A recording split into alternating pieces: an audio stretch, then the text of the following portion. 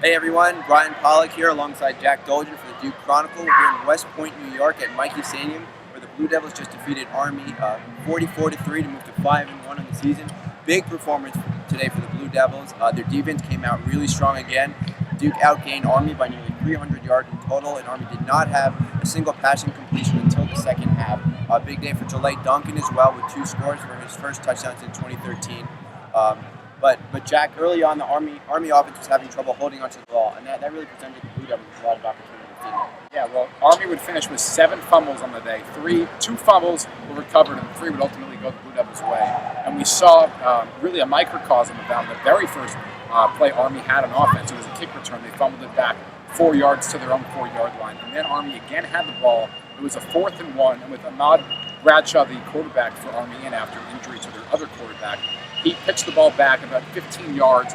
It would be a 4th down, turnover on downs. And again, we saw the Blue Devils continue to take advantage of Army turnovers. And obviously, yeah, and you mentioned it, Jack. Right after that missed pitch from Bradshaw, Duke pounded in for the first touchdown of the day, a pass to tight end Eric Schneider. The same would happen two possessions later. Another Army fumble gave the Blue Devils the ball on about the 30-yard line. And this time it was back to quarterback Parker Bohaney, who came in and ran it in from the 3-yard line with Cirque lined out on the wide receiver side as a decoy.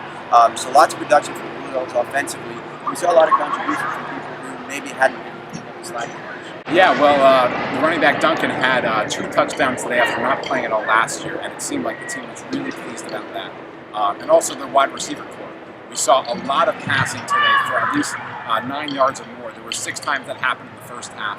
And an emerging star, we could say, Anthony Nash, with a really big performance today with 57 yards through the Blue Devils. And also Barnes getting in with a really long catch to go for the Blue Devils. So we saw why they are so versatile, even in the face of some injuries. That's true, yeah, and you mentioned it, Jack. The injuries in the second half are going to be a big storyline for the Blue Devils moving forward.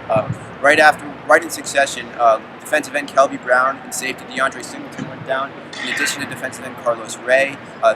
Freshman wide receiver TJ Remming was declared out before the game, so the offense was missing him and tight end Braxton Deaver. Really at less than full strength for the Blue Devils. Luckily, they're going to have a week off. They're going to be off next week, 5-1 at the halfway point. Then they'll travel to Virginia Tech October 24th. That's always a tough game in Blacksburg, going against Frank Beamer's Hokies.